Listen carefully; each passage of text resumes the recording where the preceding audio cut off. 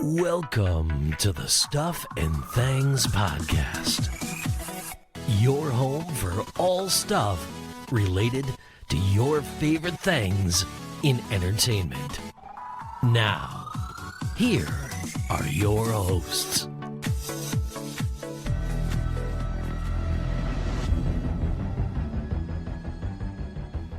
Well, the show certainly has the epic music. Hello and welcome to the Stuff and Things Podcast. I am Sam. Today we are talking about The Walking Dead Dead City Season 1. Joining me is my partner in crime, it's Stefan. I am back. We are back. The Walking Dead is back again. The Walking Dead, the show that will not die. It really is. It continues to walk, yes. Yes. Fear is ending. The original is ending. But... Well, the OG for us. Fear wasn't the original. Oh, that's true. But the original show itself has finished as well.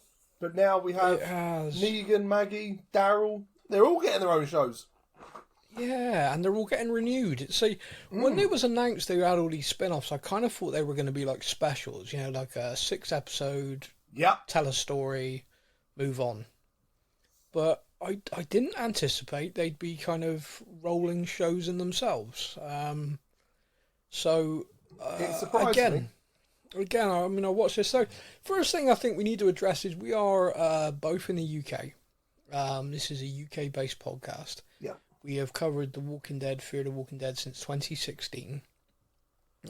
We've got a dedicated audience, people who like this content, and thank you very much for that. And we talk to you, and you interact with us, and we've gone backwards and forwards for years talking about various Walking Dead shows. Yes. Last year, or possibly even the year before, this content became exclusive to the United States on AMC+. It made life difficult, yeah. Well, it basically means there is Walking Dead content out there. There was a spin-off to Fear the Walking Dead on a submarine. There was Tales of the Walking Dead, which a lot of people loved, and we simply didn't cover. No. We had a number of messages about it, and my response always was, unless they're going to air it here, we can't talk about it. Yeah, I've still not seen the Fear one on the submarine. I was really looking forward to that. And I've not watched Tales of the Walking Dead. I've seen one episode of Tales because the AMC released it on their YouTube, like one episode, and I got to see that. And I was like, this is interesting. Oh, let's wait till they release the next. They haven't released any more of them. No. So how we've watched this series will just remain open for debate. Everyone can just kind of smile and nod and pretend that we've watched it in America, because that's what we did. We went to visit Alfie. We watched all 6 episodes. He loved it. He did. Yeah, he did comment like, what the hell are you doing in my house again? You travelled all this way to watch this crap. Oh my god. Get out, Good it's a true sign of love.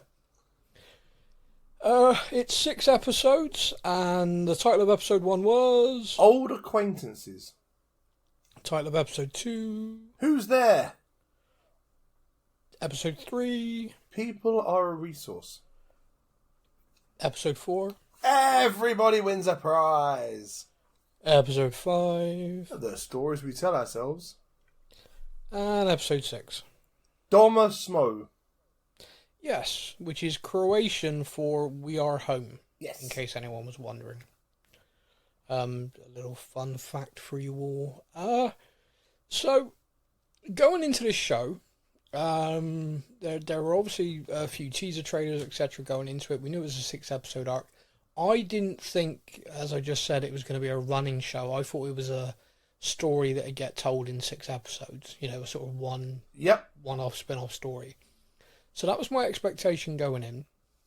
From the trailers, etc., and from the little hints and stuff I read, it would appear that it was a forced team-up after some time between Maggie and Negan. And this forced team-up would obviously dredge up some old stuff, but at the same time would move the story forward. And that was kind of... The trailers kind of hinted to that as well, a bit of tension, but at the same time they were working together. Yeah. Set in New York City, so the visual was going to be interesting, and sort of The backdrop was going to be very different to what we'd seen before out in the sticks, in Georgia, etc. So overall, I was intrigued. It's two characters that you wouldn't naturally throw together for a spin-off. No, definitely not. No. So, again, it had a lot of stuff to it that was going to be interesting to me. As we were approaching episode 1, someone I saw do a trailer breakdown. And in the trailer breakdown, they pointed out that it's a different actor playing young Hershal. And this actor was much older than the actor who played Hershal in season 11 of The Walking Dead. Yes. And we all kind of spotted that. We were like, oh, okay.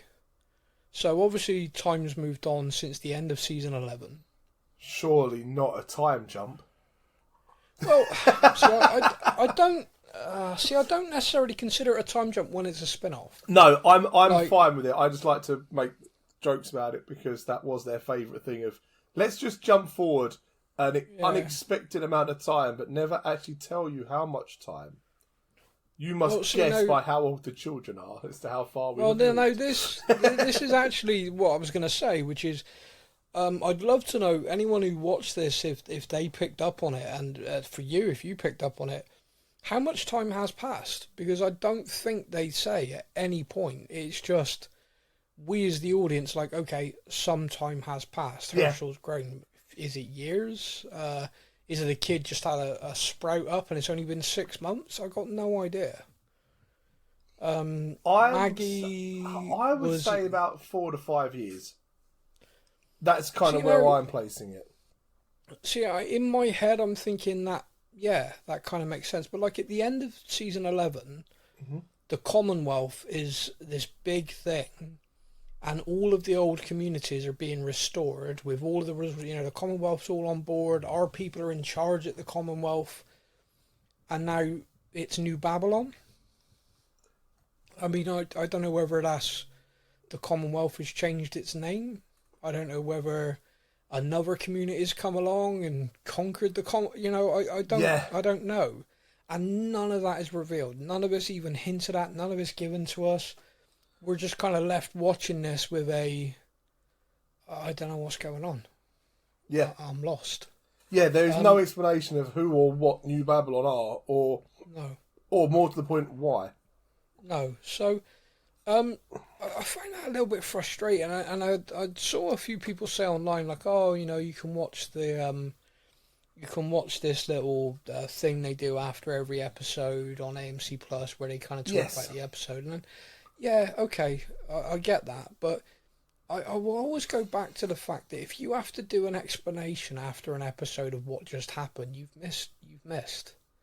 Like, as an audience, we should be able to follow it. We should be able to go, oh, this is this because of this. And I'm not necessarily saying like that needs to happen in episode 1, but at the end of the 6 episodes, I would like to have known how much time had passed since season 11. Do you know what I mean? It's like, here's a question, please answer it during this season. Yeah. No. Where are the Commonwealth?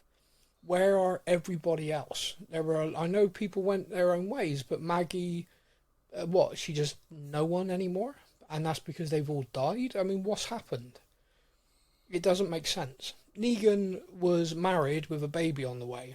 Mm-hmm. There is literally a throwaway line in like episode 3, I think, where he says, oh yeah, I put him on a wagon train to get him out of here.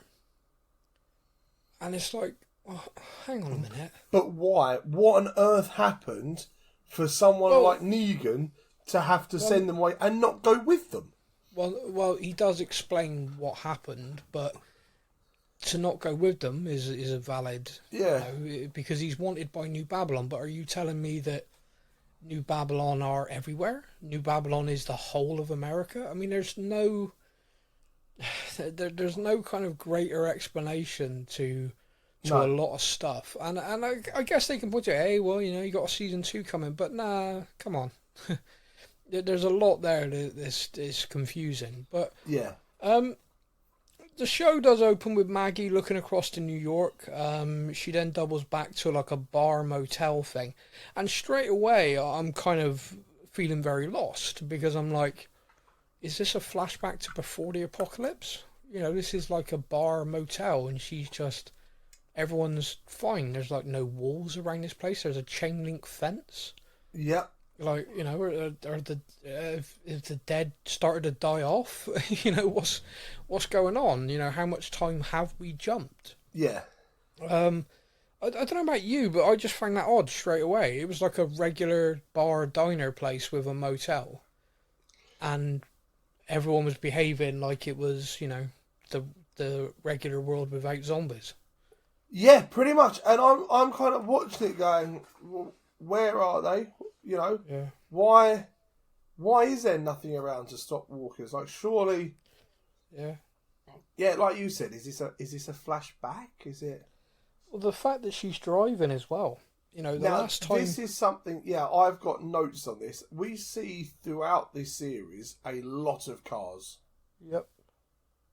But we know from the end of the actual Walking Dead show, they were using horses and stuff a lot more, and petrol was a commodity that only some had. So basically, petrol had got to the point because no new petroleum was being made. It spoiled and was no longer working. It was no longer firing combustion engines. Yeah. However, it is discussed within this show that there's only a finite amount, and someone is making it. New Babylon, a couple of the people are making a form of fuel that through will work corn or something. They said, right, yeah, like a throwaway at the very, very last few minutes. Yeah. Yeah. So they do kind of touch on that, but again, in this beginning part, when you've gone from season 11, where, you know, horse and cart, you know, no one's really got any fuel in this area, etc., to Maggie literally just jumping in her car, driving to a motel bar, having a drink. It's like what is going on? Yeah. Yeah. So that kind of that did throw me initially. You then see she's got this wanted poster with clearly an image of Negan, and you're like, wow, she's hunting Negan, and Negan's wanted by like New Babylon. What the, what is that? What's going on? But okay, you've caught my interest. Yep. He is there, or he was there, and the people there are sort of kind of protecting him a little bit. And then she obviously spots him, confronts him. He's got a young girl with him, and we have this kind of reunion between the two characters, you know, as only these two could. Yeah, see, my first thoughts, when I saw that he was with the young girl, my first thought was, Jesus, we've had a time jump. Well, yeah, that's valid. Yeah, I was like, wow. No, that is valid. That is kind of a, oh, wow. Yeah, that's from baby to teenager. We have had one serious. Why is he not in a wheelchair, the old man? Yeah, he's aging really well. Yeah, like a fine wine. So's Maggie. So yeah, it was confusing. I find that episode 1 just a lot of confusion mixed in with a little bit of intrigue, which kept me going, if that makes sense. Yep. Maggie explains that a man called the Croat has taken Hershal and her food, and he's going to be back. She explains he did the whistle trick like the saviour, is like, does that sound familiar? And Negan's like, yeah, I know who he is. I know this guy. Yeah. And she's like, you owe me. You got to help me find Hershal. And he kind of begrudgingly is like, okay, all right, I don't really feel like I owe you anymore, but, you know, it's the kid, so, yeah, all right. See, again, that was something that made me kind of question. Obviously, the end of season 11, we see how well everything is doing. Yeah. And now, all of a sudden, Maggie is at a place which is basically the kingdom to the sanctuary. We are now just giving this guy food every month, and now he's decided to take my child as well. Like, well, how has everything fallen so far? Yeah, it is. See, one of the things that me and you discussed, and I think a lot of the fans discussed, is that The Walking Dead fell into this kind of formulaic thing where it was like, meet new people bad, new people fight, we kill, yay, meet new people bad. And it was like, you know, you kind of just kept rolling like that, and then the kind of Whisperers changed that up because that was a very different kind of threat. It wasn't like another community. They were like a roving horde, which just made it, you know, just made it interesting and different. And you had that fear element of, oh my God, the walkers are talking to each other and all that stuff. And that was, you know, and then later on you had the kind of mutant walkers that they then thought were Whisperers. And, you know, so you had this whole kind of arc to that was very different, very good, very interesting. Yep. But for a fair bit of time, it was meet new people bad, fight the people, win, yay, meet new people. And to kind of, we're starting this spin-off, some time has passed on, and you're kind of like, oh, you're telling me that this is, we've had this moment where she's in this bar, motel, everything seems safe and secure, she's driving around in a car again. Yep. But then at the same time, it's like nothing's changed. Actually, you've still got assholes knocking on your door saying, we're bigger than you, give us all your food or else. Yep. And you're kind of like, oh, hang on a minute, what is it? Have we moved forward and things are okay, or is everything still the bloody same? Which is it? I'm lost. Yeah. So there was a lot of that in episode 1. There was a lot of kind of, I'm not quite sure what's going on. We get to meet the new Babylon Marshals as well, who are brutal. Yep. They are looking for Negan, hunting him down for murder. He killed 6 people. Yes, 5 people and a magistrate. Yeah. Oh, there you go. 5 people and a magistrate. Yeah, they stress that a number of times. They only mention it a few times. Yeah. Yeah. Obviously, during the course of the 6 episodes, we learn Negan's side of that. His wife went out, didn't come back. He went looking for her, and basically a group of guys he doesn't go into massive detail, but it's like she was attacked by a group of guys. Yeah. I think you can kind of put read two between the lines in that. Yeah. And Negan went full Negan and ripped through him. Yeah, and you're kind of looking at that. Now, the thing with Negan, if this was season 7, 8 of The Walking Dead, you wouldn't necessarily believe him. After the arc we've witnessed with him, and, the season 11, where he was clearly very happy, married with his wife, away from everybody, just wanted to live out his life, raise a kid. Yeah. He went to sacrifice himself for Ezekiel. That guy, you're kind of like, it's hard to then imagine him slipping back. It's hard to then think he's just murdered 6 people. So when he gave that rationale, it was like, oh, okay. Yeah, there's a reason. That kind of makes sense. There is a reason behind it, yeah. It kind of makes sense. But at the same time, again, during this season, we see him kill with an element of showmanship and kind of Negan-esque a few times. Mm-hmm. One time, sort of essential because it was him or, Luther, I think the guy's name was. Sort of very him or me kind of situation. So you could kind of look at that and go, okay, that makes sense. I understand that action. And you got another one where he's with the Croat guys and he does his famous kind of, as he says, the Negan show. It's not what he wants. He doesn't want to be doing it, but he kind of has to. No.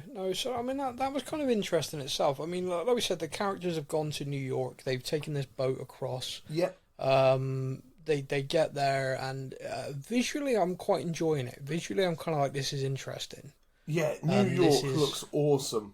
Yeah. Yeah, I'm kind of like, I mean, look, across the 6 episodes there's 1 or 2 shots where it was like, but... That's overall, a computer game, yeah. Yeah, but overall, 1 or 2 shots out of 6, yeah, okay, that's fine. Yeah. Do you know what I mean? Like, the vast majority of this felt very good. And that's why I'm kind of like, okay, the 6 episode format works. Yes. Don't try and stretch this out and get to the point that you've got a Bambi CGI deer at some point. Just stick to this. Try and keep it as grounded as possible. Yeah. I mean, they did have a deer in this, and the deer looked okay, so I'm impressed. Exactly. I'm kind of hoping it was one. Yeah. Just got one in for the day. But yeah, so they get across, and like we said, the new Babylon Marshals are chasing them. You have this scene where they've kind of taken the deputy marshal, if you like, is like a bit of a insurance policy. They've got him, and Negan's like dragging him around. Yep. He gets munched, which of course is always the way. Episode 1 actually ended with a genuine jump scare for me, by the way. Oh yes. Which was I think it's a lighter or a match, because there's like no light. Yeah. And they're like going around, and the camera's basically, so it's like a point of view, and you're going around, and then this old woman just comes out of nowhere and blows it out. And I was like, what the hell? You don't get many jump scares in The Walking Dead. But no, not anymore. When no. I'm watching that, you know, and I'm actually going, whoa, okay, yep. Yeah. Yeah, no, that I'm that very got me. glad it wasn't a case of like headphones on or anything, because I think I would have. Well, see, now I was watching it on an iPad in bed. You know, I was I was kind of like, that made me jump out of my skin. Yeah. So yeah, no, that was well, you know, well done. There, you're very clever. What we see is this old lady doesn't speak English. But she's like you think of her like a sort of bag lady in New York, but she's obviously a survivor, and she guides the two of them up, sort of to go up through the building. They're being chased by walkers, and then there's a zip line to escape from one building to the next, and that was cool. I mean, that was kind of, people have clearly adapted to be living here to avoid the walkers, and I enjoyed that. That was cool. That was kind of fun. There was a moment as well, I think Maggie's not too sure about heights. And so there was a moment she looked a little bit hesitant, and I was thinking, what's going on here? You know, but she kind of makes her way across a few hairy moments. But I wasn't sure if it was the heights she wasn't happy with, or if it was the fact that it was Negan going, no, after you. Yeah, see, so again, and this is again a kind of thing, like the dynamic between the two of them feels like pre-season 11. Yeah. So in season 11, the two of them kind of had this like I don't want to kill you anymore. She basically said to him, like, I can never forgive you, but like, just live your life. You know, if I see you, we'll kind of nod our heads at each other. You know, you don't have to leave anymore. Yeah. And you kind of, I don't know, but I kind of felt like I respected that position, that kind of, you know, I can never forgive you because I loved him and you murdered him in front of me. But at the same time, you know, and there is a line in this, by the way, which I wanted to highlight, which is they're actually on the boat going across to New York. And she keeps having these little barbs at him, these little digs like, you owe me, you know, stuff like that. And he actually says to her, it's like, there's only so much of this, you know, you can say this to me, because Maggie, how many husbands and fathers do you think you've killed? Yeah. And he's fucking right. It's like, she has ripped through people for a long time, and, you know, don't get me wrong, these people would have been a threat to her, etc., but Negan saw them as a threat to him. And, you know, we've discussed this at length. They killed 30, 40, 50 people, and he killed 2 initially. Yes, he's awful, you know, that whole thing was terrible and everything like that, but you know, you've got to look at it that way sometimes. Like Glenn, and that was a character that we all loved. It was a brutal and horrible. Yeah. Abraham as well, but her to hold on to this for so much time, when actually she's done no better herself. Yeah, and I just kind of like the fact that he's not just taking it now. He's kind of got to this point where it's like, no, you can't keep hating me for that. Like, you know, I will have to live with that forever. I'm sorry. You know, I wish I could change things. I mean, in season 11, he even said to her, she was like, would you change it if you could? He's like, yeah, I'd have killed all of you. and I remember me and you talking about it at the time, like, he's kind of, if you were going to reflect back the amount of bloodshed that followed, I can understand why that's his thought process. Yeah, he could have wiped out all of them and then not had to deal with the amount of crap that came after. Yeah, like if I was originally going to kill one of you as a warning, but now knowing what's happened afterwards and all the death and all the people that, you know, I'd have killed a lot of you. That's what I'd have done differently. Because he lost a lot of people. Yeah, massively, hundreds. And as you say, a lot of them fell to Maggie's hands. Yeah, exactly. So it's an interesting thing. Like, we as fans, he killed Glenn in an evil way. But we as fans are kind of like, over the course of however many seasons since that, have been like, okay, all right, yeah. If we were to see it from the other point of view, I mean, me and you've discussed this, so I won't go into it too far. The only thing I find unredeemable about Negan is the way he treated women. Yep. With the Sanctuary. If you eliminated that, I know it was in the comic, but if you eliminated that, I'd have found his redemption arc a lot easier. Yeah. And the fact that they've never addressed it really, like in Fear, it got addressed a tiny bit with the impact it had on Sherry's mental state, mental health. But in this, no. It never got addressed, which I kind of felt like they realised, we shouldn't have put that in there. Let's just try and pretend it didn't happen. Yeah. Do you know what I mean? It's kind of like, just stick our heads down and pretend, he didn't actually do that. Which is a shame, because I think if they could have had a bit where he showed serious remorse about that, I think you could have, like I said, had a much better redemption arc for a lot of people. Yeah, I agree. But like you said, they do run into this other group, and they're kind of held captive a little bit by them. The New Yorkers, The New Yorkers, and they're a bit like, oh, where are you from? Hey, forget about it. Proper. I'm walking here. Yeah, just like that. Yeah, just like that. Which did make me laugh a little bit. I was kind of like, oh dear, you're just playing into the stereotypes, but never mind, it's fun. Yeah, yeah. And then they're kind of raided or attacked by this group of got motorcycle helmets on. They've got knives sticking out of these helmets, and they're literally headbutting walkers to death, which was kind of cool. That's up there, like one of my top kind of zombie kills now. Yeah, that was kind of cool. The headbutt. And then one of them, they're being attacked, and people are dying, and Negan and Maggie are running with this group to try and get away from them. And one of these guys kills the old lady, and Negan snaps, and it is instant. You see it, it is instant, and he just goes. Because he's trying to talk the guy down. He's trying to talk him down, and he's like, come on, we don't have to do this. He does it, and then it's like, bang, Negan. Yeah, and that, I found that fascinating. That really interested me, because you've got this version of him, almost like pre-apocalypse version of him, which we kind of saw that little bit in that standalone episode with his wife. Yes. And he's a bit more like that now, and he's a bit more like that kind of, I found my balance, he got rid of Lucille, he buried it, he kind of was ready to move on away from big bad Negan. But the fact in that moment, it was like his face changed, he just grabbed him like he was nothing, pulled that friggin' knife, and when he was smashing his head through the window, knock knock, yes, who's there? And you're just watching it like, holy crap, this is full Negan. Yeah. And he does go full Negan. He rips him open, he scares the crap out of all of them down there, you come at me, this is what's going to happen to all of you. Yeah, I mean, the knock joke was fantastic, though. Yeah. Who's there? Yeah. Butter who? Well, you better get your umbrellas out, it's going to rain. Yeah. It's like, that was gross.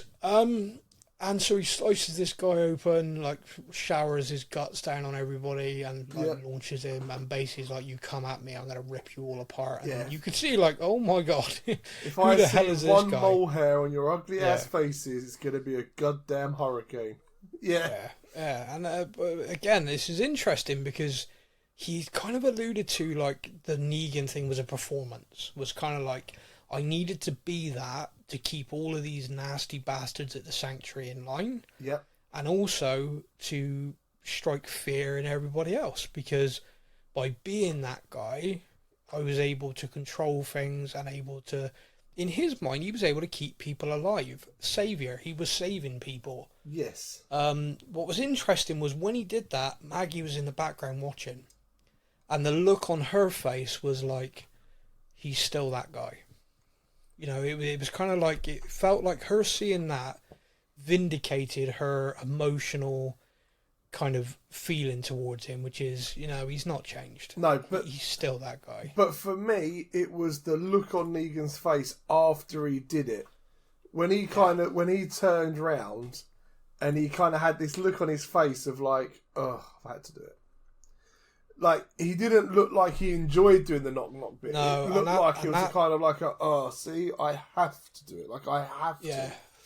And I think that plays brilliantly into the end of this series, because I agree with you. He had that, he walked away from that, I don't want to be this guy. I don't want to be doing this. But at the same time, I know this works. I know from experience that this group that I've just showered their mate all over are running away from me now. Yeah. So I know that this is a working thing. So I completely agree with you, and this is the reason why I kind of enjoyed this series. Like, there's bits in it like we touched on that are a bit like, what, why, when, or how did this happen? Yeah. But the bits that kind of intrigued me, and I think it's a tribute to Jeffrey Dean Morgan's acting performance, is the fact there's a lot of stuff in it with him that is kind of like, oh, that's interesting. He isn't enjoying that. I like initially he snapped, went into it. I'm like, oh, he's full Negan. But no, he's like, I don't want to be this. I don't want to be this guy. So yeah, I did find that interesting. This group, they obviously then open up because they've seen that Maggie and Negan are sort of their type of people. badasses. Yeah. And they open up about the Croat. The Croat's been driving every survivor, every little group, sort of deeper underground. Been like really having a go at killing them, hunting them. And one of the guys, Tommaso, admits that he was held there, was tortured there, but he escaped. And so they form a plan, this group, where they're like, look, Maggie's like, look, they got my kid. She lied about it originally, but she's like, they got my kid, I'm going in there and we're killing him. So if you help us get in, we'll solve your problem for you. Yeah. So they kind of form like an alliance where they're going to help each other. It's a bit of an uneasy alliance, but there's definitely something like, there's a common goal. It is an uneasy alliance. There is an uneasy alliance, and you touched on that, and we touched on it a little bit earlier. One of the characters is a big guy, and he does not want any part of this. He wants to just keep living the way they're living, trying to stay clear, trying to avoid trouble. And he finds the wanted poster for Negan and confronts him. Yes. And says, like, I don't want my people to die. You and Maggie need to get out of here. Now. And Negan's kind of like, look, I'm helping Maggie get her kid back. That's the priority. Yeah. That's what I'm here to do. So, no, this is what we're doing. And the guy kind of gets right in his face. What were your thoughts about this scene? Because, like, I kind of alluded to it earlier on. I felt Negan was put in a position where he had no choice. But what did you think? I think so. Like, he pushes him back. The fight breaks out. And if you watching the fight, Negan at no point is going for a killer blow or anything like that. He's kind of more dodging, pushes him back, and the guy falls back onto like the tap pole pipe thing. Yeah. And at that point, I'm like, oh no, Negan, so far to me, Negan's kind of trying to just stick his head out of trouble. I'm like, what's he going to do now? And then he kind of like pushes the guy's head back and closes the eyes, and I'm like, well, that was a little bit more savage. Like, that was a bit, okay, maybe there is still a bit of old Negan there. But at the same time, I think you're right in what you say. Like, he was put in a position of it was either defend himself, or this guy was either going to kill him or out him to the whole group, in which case he was dead anyway. Yeah. So he had to defend himself, and he had to kind of keep the plan going. I don't think he really wanted to kill Luther, but it happens. Yeah, I think you're right. I think that sums it up quite nicely. With regards to sort of moving on from that, regards to the history there. So the Croat we've mentioned, very good actor by the way. This guy, very interesting sort of character. The way he behaves. The history between him and Negan's interesting. And we get a flashback in one of the episodes to Simon, which was a nice cameo, by the way, because Simon was a fun character. I loved Simon. Mental, but a fun character. So getting that flashback, but we knew that Simon was brutal, nasty. What he did, Negan found, like, abhorrent and killed him for. Yes. So in this flashback, to learn that Simon found the Croat too much and felt the Croat had overstepped. I mean, that tells you a lot. It does tell you a lot, doesn't it? That was like, if you were a fan of this show and you followed this and you followed the Saviours, you followed, everything that's happened, then, yeah, that's going to be crazy. When someone like Simon's character can turn around and go, oh, that's a bit much. Oh, I don't know about that. That's when you've got to really take attention and go, okay, so this guy is seriously messed up. Yeah. No, absolutely he is, and that's and I think the thing is, Negan in Kids has always been a thing. He was a teacher before all of this, Yeah. and so Kids has always been a little bit of a thing with him, which I think is an interesting character point. Which, when you look back, actually, all the way through, Him and basically Carl. the Croat, the Croat has tortured a child, basically to death. Yeah. So Negan tried to kill him, but missed, shot his ear off. And that's the kind of history of where we're at. And the Croat obviously left where he was and has now gone to New York and has come back. And now we're going to have this face-off between the two. So the history between the two of them is pretty serious. What did you think about their initial face-to-face? Because obviously they've got this plan, this group. Negan and Maggie get in there. Negan starts doing the whistle thing to draw the Croat out. Maggie, etc., are going to be looking for Hershal and trying to get in and get out. And Negan is hopefully going to kill the Croat. It's a basic plan, but it seems to be working. Focusing on the Negan Croat aspect of it, what did you think about when they finally had a face-to-face? Because that went very differently to what I was expecting. Yeah, so considering the way Negan had kind of discussed how him and the Croat parted ways, I'm expecting instantly like a deadly shootout.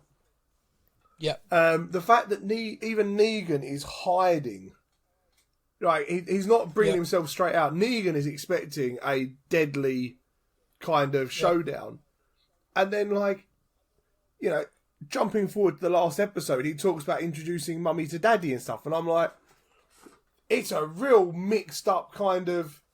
The Croat kind of reveres and still idolises Negan. Yeah. Even after what happened, the fact he still uses the whistle and stuff like that, and he still knows the whistle, is he really idolises Negan, even though Negan tried to kill him and threw him out. Very strange. Yeah. But then I think that that strangeness fits into the character of the Croat quite nicely.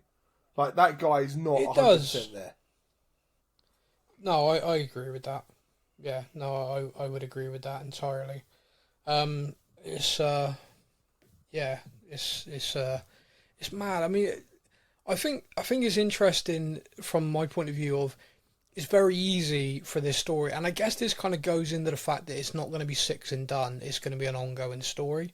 I think six and done means it's a confrontation and a fight, and one of them's going to win. Do you know what I mean? Yeah. But the fact is, they obviously went into it planning to tell a bigger story. But at the time when I'm watching it, I'm thinking, well, that's weird. This is six and done.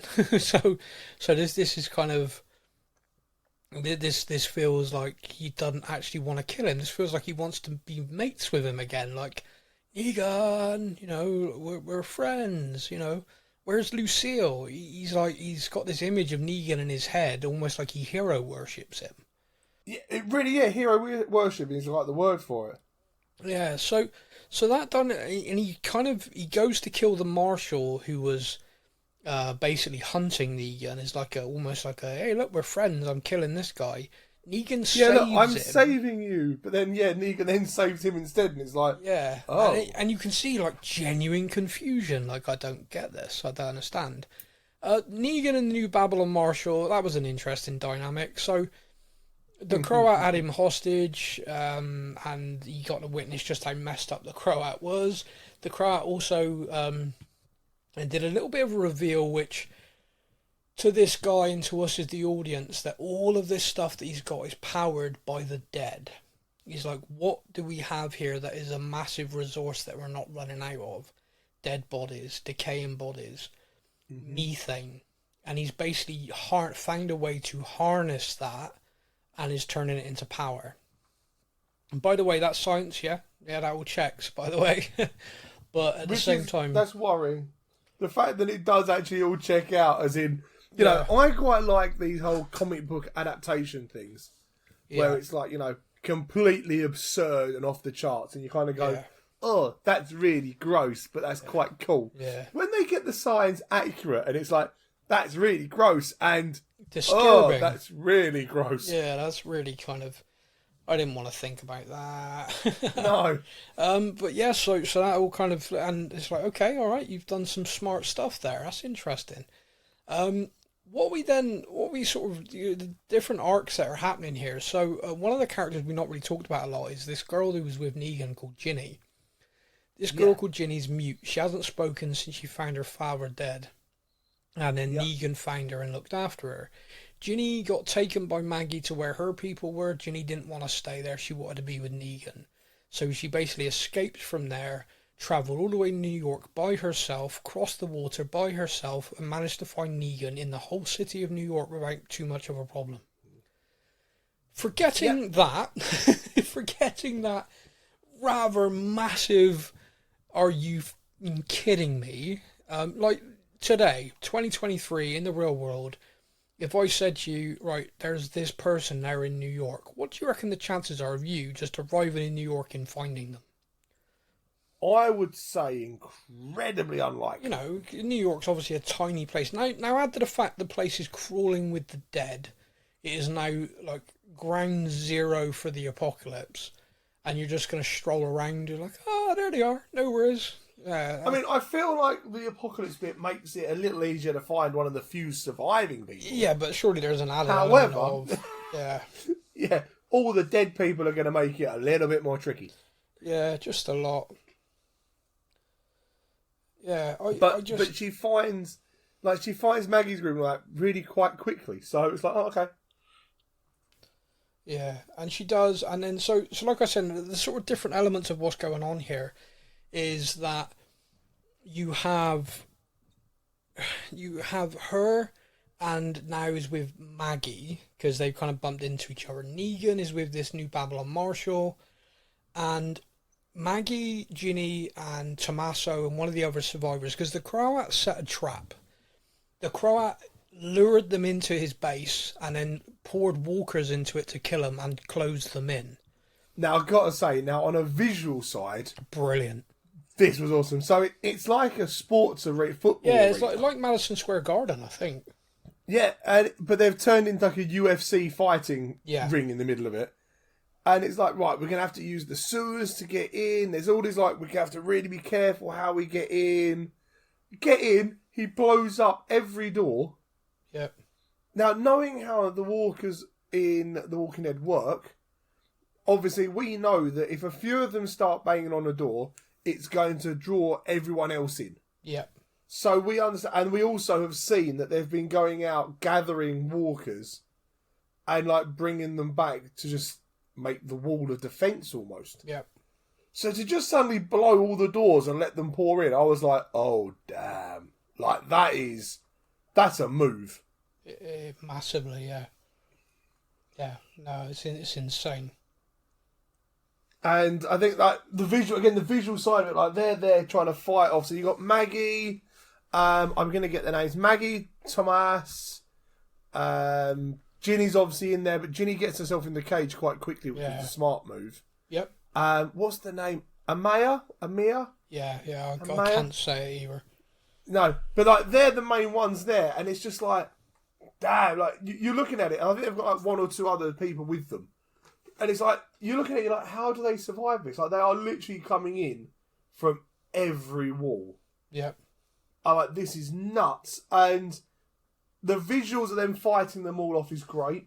We have Tomas, obviously, well, he's dead because he's hidden under all the walkers, and that's it. He's gone for if he's under that many walkers. Yeah.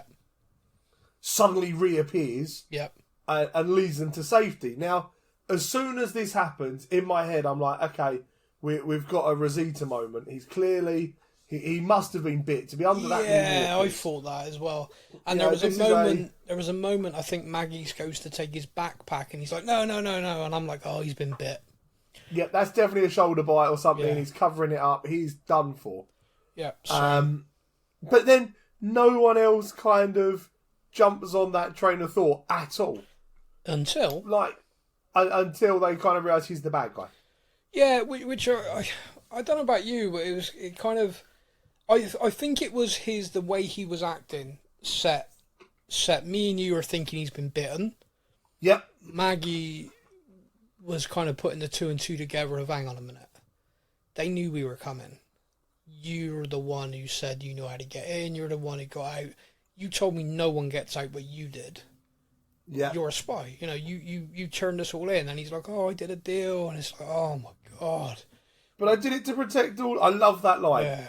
Every person who has ever been caught on a TV show as like a double agent spy is always like, but I did it to protect you, my love. You must believe me. I'm like, oh, come on, mate. Come on. What really happened here? Come on. Yeah, no, completely. But I'm with you. Like, he made such a thing of, oh, no one can ever get out. No one can ever get out. Yeah. Why? You know why? But didn't you escape? Oh, I escaped, yeah, but no one ever gets out. Yeah. It's really difficult to get in, but I know the way because I got out. And all that. But at the same time, I never saw it. No, like, it was one of those ones where when it's revealed, I'm like, duh. Yeah. Obviously. Yeah. And that's, how did I not see that coming? I want to give him a bit of props on that because I think the suspicion of the bite led us down that path away from suspicion of he's dodgy. Yeah. And because of that, I think his actions for us as the audience, and then when Maggie kind of laid it out, you were like, oh my God, yeah, she's not wrong. Of course he is. Yeah. And also, you kind of got the audience in his partner, her reaction, because she was kind of the audience of like, not believing it. No, he wouldn't do that. And then the realization of actually all of this does make sense. And then he obviously admits it. Yeah. I don't know about you, but this kind of felt a little bit like The Walking Dead of old, where we meet these characters, we kind of get to know them a little bit of attachment, like his portrayal. It's like, oh, damn, Tommaso, what are you doing to us? And then they're both dead. They're both killed. Yeah, the walkers that aren't quite dead in the series. Yeah. So what did you think of the crazy mutant walker that then attacks Maggie? Yeah, I was about to say, like, what the is this? So basically, this was explained by the showrunner as they had this idea years ago of if walkers are all kind of dormant in this kind of way where they are dormant, you do see that on a regular basis, and then when they do smell people or whatever, they start moving again, they get animated. Imagine if they're decaying and they're like literally dormant and falling into each other. You could have a situation where one walker is kind of part attached to another walker, you know, like their ribs are interlinked or something. And they said, we had this idea for years, and it was kind of like, how could we do it? And then in this situation where they are basically all down there rotting, giving off the methane, you know, kind of done that, and they're there, all of a sudden we got this opportunity to show this visually terrifying kind of monstrosity. Like the head's kind of like it makes sense because like one of the heads almost like falls out the side of the body sort of thing. And you're like, oh my God. Yeah, exactly. And it was just like basically, you imagine all of these dead people have been thrown together and they've just kind of smashed into each other and then turned. Yeah. So they've kind of then turned, and it's like they're interlinked. they are. It was gross. It was great, but Maggie happened to like stab that head, this head, that head. Yeah, going through them all. Yeah, it's like that was. I mean, visually, and I think because that could have easily been naff. That could have easily been this is really crap, guys. That that doesn't make any sense at all. But I think they did it very well, and it was just. Yeah. No, did you not? Do you not think? No, so? I did. No. I was saying like it for me. It reminded me of something like out of a Resident Evil game. Yeah. Like you get a big baddie at the end of a level or something. Yeah. That's the sort of thing, and I'm like, oh my God. Yeah, like, it was. Me personally, I did not need that in The Walking Dead. Like, that just put me to another level. Move on. I was like, nope. You were correct. It is Madison Square Garden. I just looked it up. There we go. What did you think to the kind of story arc then, which comes to light very quickly after that, which is Ginny doesn't trust Maggie? Doesn't really elaborate to that because obviously Ginny doesn't speak. But then Ginny gets away from her and basically paints liar. And you're like, okay, what's she lying about? She's doing this weird thing of just like constantly telling Ginny about how bad Negan is. Yeah. It's like, almost like a propaganda thing against him. Like, no, he's bad. You think he's looking after you? No, he looks after himself. He's not doing this, he's doing that. And it's like, but she's just like constant at the poor girl. Yeah. And it's like, it's never ending. And it's like, my God, Maggie, back down a little bit. Like, Negan has genuinely found this girl. And at this point, anyway, Ginny has been found by Negan. Yeah. And he has looked after her. Even though she doesn't speak. Even though he can't get any communication out of her. No. He has still protected her. He has still looked after her. Yep. And Maggie's just like, he's evil, he's evil, he's evil, he's evil. And it's like, obviously, you know, from what she's seen, she's not going to believe Maggie because all she's seen is... So you felt at this stage that liar thing was just she wouldn't believe Negan's a bad guy? Yeah. Yeah, I think that's probably fair as well from me. We see that they're reunited. Ginny fires up a flare. Negan follows it. He's still got this new Babylon Marshal with him. Maggie obviously is trailing behind Ginny. I mean, my favourite bit, I think, was still like Negan saves Armstrong, the Marshal. Yeah. And he saves him, and the guy just turns a gun on him instead. He's like, seriously? Are you really shitting me? Yeah. Come on. Yeah. What did you think about this? Because I'm in two minds over this. Negan tells Ginny Negan killed her dad. Yeah. Do you think that's true? Or do you think he did that to get her to go away from him?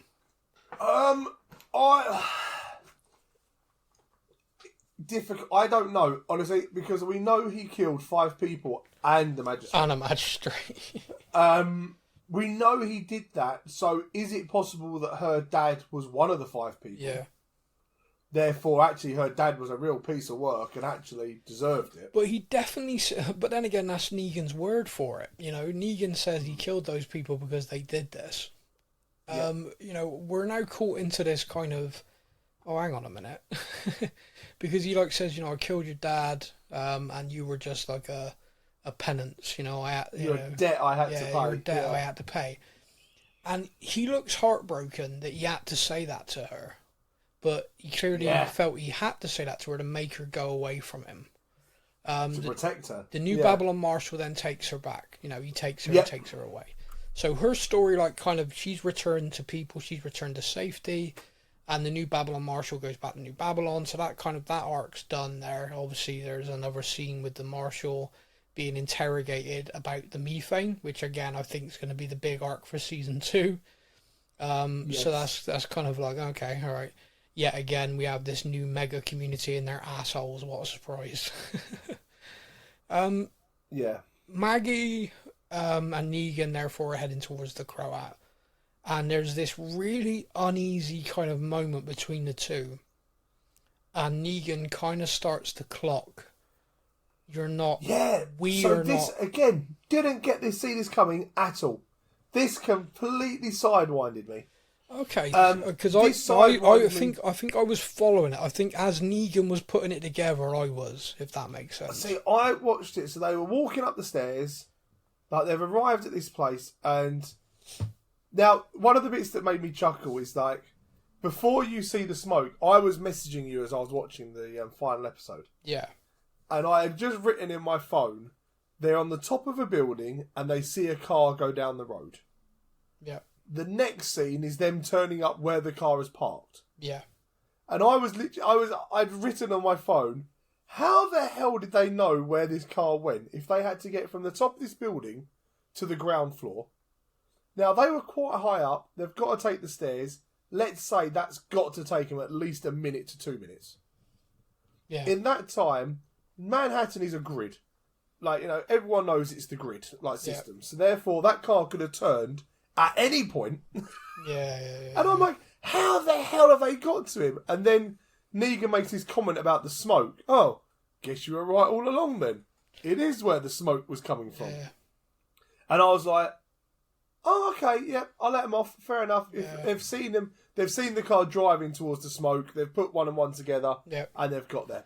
Okay, I'm on board again now. You were like writing notes like, this is nonsense. How would they? Okay, fair enough. Oh, yep, cross that out. That's fine. Fair enough. Yeah, and then you did they're well. walking up the stairs, and they've walked up the stairs. I've turned to my coffee table. I've had a swig of my cup of tea because we're very British. Yeah. And I've put my tea down, and Negan has a knife to her throat, and I'm like, "Whoa, wait a minute! Rewind. What the fuck has happened?" I was like, I like him, I guess, was starting to sense a kind of, wait a minute, you know, Ginny called her a liar. We've seen this, that Maggie flashback has basically revealed that actually, you know, Ginny saw that the grain was there, it's not been taken. So if the food's not, I'm kind of doing the math here. I'm like, so the food hasn't been taken out from that. Negan knew that Ginny was trying to talk to him, was trying to say something to him. And although he shut her down and kicked her on her way, I think he kind of perhaps had that, hang on a minute. And yeah, like I said, the cogs were going, the wheels had turned. Mate, do you know what? I didn't even freaking click onto Ginny seeing the grain in the store. Oh, really? It's literally, as you said it there, I'm thinking in my head, Ginny saw the grain, hadn't she? Did. She climbed up the tower and looked in the top of it, and it was all, you're right. Yeah. I should have seen this coming. Yeah, I mean, it was that kind of thing, and like the flashback with Maggie, and then obviously you're starting to then, the flashback is like the Croat handing her the wanted poster, and you're like, oh, yeah, Maggie, you have literally, you're bringing him to him. You're not. This isn't I want you to help me get my son back. It's to get my son back, I have to hand you over. Yeah. I think what's kind of, they have this fight, which feels like a long time coming, but, it's kind of dealt with. Yeah. And you kind of have this moment where Negan probably could end the fight. Negan probably could win. I think there's 2 or 3 times where he really could have just... Yeah, but he doesn't. But he doesn't. And there's this kind of resignation of, for your kid, okay, I'm willing to die, then we're fucking even. Do you know what I mean? It's like, you can't keep doing this. And what is interesting, me and you kind of discussed this a little bit of message about this, because you hate the character Hershal. He does your head in. Oh, that kid. Yeah, there's not many kids I want to get eaten by a zombie. But what I find interested in this is the dynamic between him and his mother, where he sees Negan being brought in there and has this look of like, oh, it's always about him. Yeah. It's like, and then they have this conversation so they've gotten away, they're sat in the car, they're away from New York, they're ready to kind of go back to their lives. And she's like trying to talk to him like, oh, you're home, you're safe. And he's like, I felt safer there than I do when I'm with you. Yeah. And it was like, whoa, that's insane. He's like, there's always something. You're always waiting for him. Like, there's always like this, you've got this issue. You're always looking at me, but you're looking past me. You're not actually seeing me or spending time with me. You're just seeing what he did to my dad. And it's like, yeah, you're not seeing me as your son. You're seeing me as the victim, even though... Yeah, like, I'm not. Yeah. You got to remember, like, back in season 11, he held a gun on Negan. The two of them spoke. And Hershal decided to lower the gun. Hershal listened to him and made the decision as a child, okay, all right. And Negan said to him, like, when you are older, you want to come and, I'll understand, and I'm not going to fight you. Yeah. But, like, today, don't, you're a kid, don't do it. And I think Hershal still has that in his head. He probably still has it in his head of, like, you've made this guy a villain, but Mum, I've seen you rip through people. I've seen you do that. I've seen Uncle Daryl murder a few hundred people. I've seen, all these people in my life that you've raised me around to say are good people. They kill people all the time. I mean, even going back to just Negan himself. So Hershal has just watched Maggie turn Negan over to the Croat. Yeah. We assume to be murdered. Yeah, exactly. Yeah. Hershal knows that Negan has a wife and a child. Yeah. Yeah, so Hershal... But Mum's just handed him over, so where's that any different to what Negan did to... Yeah, exactly. Yeah. And I thought that was interesting. I thought that was a very... Like, this kid doesn't have a lot of screen time in this, doesn't have a lot of dialogue. In season 2, let's see this character a bit more. Because, like, you're annoyed because he was an annoying brat. I messaged you, ungrateful bastard. Yeah. Yeah, I mean... he's that's... a typical sulky teenager, like, you saved me, Mum, but at least I had food there, I mean, you could, you definitely could put it that way. I mean, but then also I think there's an element of... What again gets revealed is the Croat isn't in charge. It's a woman called the Dharma. And the Dharma took one of Hershal's toes. Like, she took a toe off. She was a bit of torture going on there. And I'm wondering... But he felt safer there than he does with his mum. But this is the thing... No, because this is the thing that I think they could do very well with this. Stockholm Syndrome. People can fall in love with their captors, can become kind of like, oh, this was done to me, but I just, that was my fault. That was my mum's fault, not their fault. They're just, they're having to do that. And I just kind of looked at that and thought, oh, hang on a minute, that really fits as well. His reaction, his kind of, the way he's gone home and he's just very kind of melancholy, playing and his then music. she finds the drawings under his mattress, and and one of them is the Dharma. Yeah, exactly, yeah. So I'm thinking he's had a little bit of Stockholm syndrome. He's been taken prisoner and, kind of fallen in love with his captor, so to speak, or felt, she was more of a mother figure to him than Maggie in his head right now, which is a very messed up kind of situation. But at the same time, I do feel like Maggie, she does need to address this. She does need to put some stuff behind her to move forward, because as Hershal says, like, you are constantly dragging this up when it doesn't need to be there anymore. It's like, it's you. Everyone else has moved on. It's you that hasn't. Yeah. And I just find that really interesting. Negan gets taken by the Croat to the Dharma. The Croat is very subservient. He is clearly not in charge of anything. He's basically been doing the Negan role, in essence, like you said, hero worship, and he's been pretending to be Negan, but he's told the Dharma about, I can do this, but I can't do it as well as this guy. And this is the interesting thing. The Dharma's basically like, look, there are different tribes in New York, and we need to unite, because New Babylon, or whatever they're calling themselves, society is coming for us. And, we need to be united and we need to stand against them. And you're the man to do it. And I'm kind of like watching this, I'm like, Negan's just going to be like, oh, F off, just kill me now sort of thing. Yeah. But there is no way Negan is agreeing. Like, you're watching it and there's no way Negan is going for this. He'll maybe smile and nod and then leave the minute he can. But then the Dharma is playing a chess game and she hands him the box with Hershal's toe. And is basically like, you do this, or I take the rest of him. Yeah. And you're like, oh, wow. So wait a minute, let's just backtrack how messed up this situation is. You've got Hershal clearly psychologically messed up in the whole situation. You've got Maggie still so blinded by her hatred of Negan that she can't see anything beyond that. Like, she is missing stuff left, right and centre. You've got Ginny, who now thinks that Negan killed her father, whether that's right or wrong, and hates him and just, is in a sad state. The New Babylon Marshal, all they care about is the methane. They've obviously heard rumours.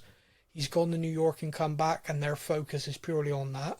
So that means the Dharma's fear of, like, a confrontation is valid and is true. Yeah. And she's now blackmailing Negan to be their leader, to be the big bad wolf again. And Negan kind of now has to do it, or Hershal's dead. So Maggie's going to be in this position where she sees Negan as the big bad wolf again. She ain't going to be able to see past her hatred beyond that. And he's having to do this to save her son. That makes for an interesting season 2 arc. It's not a love triangle, but it makes a hell of a triangle situation, doesn't it? Like, it does. Hershal wants to be back with the Dharma. Maggie wants to protect Hershal and can't make life about Negan if she's going to keep Hershal. Yep. However, Negan is now the Dharma because he's in charge of it. Therefore, he has to protect Hershal by being the bad guy that Maggie hates him for being. But Maggie can't hate him for being Negan because of Hershal. Yeah. But he has to be Negan because, wow. Yeah. So I genuinely finished the series, and I think I said to you yesterday, I think they did well. Like, I'm interested in season 2, and I never thought that would be the case. Like, there's a lot of stuff in this where I was like, what the hell's going on? But then at the end of it, I never thought there'd be a season 2. Let alone be now going, how the hell is this going to work out? Yeah, but I'm interested. They really caught my interest, and I think that's the main thing. I think that's the main thing you can ever do. Yeah. Are there any other bits and pieces from the series that you wanted to point out? No, I think I'm all good. Yeah, excellent. So I want to say a massive thank you again to all the Walking Dead fans for listening and continuing to support us. We are going to continue talking about the various shows. Daryl Dixon's up next. He's in France. No idea why still. I've watched 2 trailers. Not got a clue. I still don't understand. Still All don't I know is that understand. a boat wreck or I something. I'm like, also don't understand the timelines, like when this happened. Is it the same time as Maggie and Negan? I really hope someone clears that up. But we will be watching it and talking about it the same as we did with this. We'll watch the 6 episodes and then chat it through. That also has been renewed for a season 2. The only spin-off so far not getting a season 2 that we've seen is the Rick and Michonne show. Given the star power of the 2 main characters there, I guess just getting them to do one series was good work. yeah. But yeah, that is it. That's everything, isn't it? That is everything. Thank you again for listening. We hope you've enjoyed it. We will be back very soon. Say goodbye to all the lovely people, Stefan. Goodbye to all you lovely people. We'll be back very soon. Knock, knock.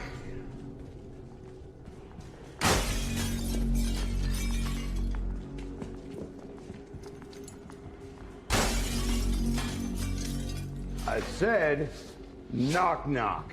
Thank you for listening to the Stuff and Things podcast. We hope you enjoyed the show. You can find us on Facebook or online. Simply search the Stuff and Things podcast to join in our conversation every week.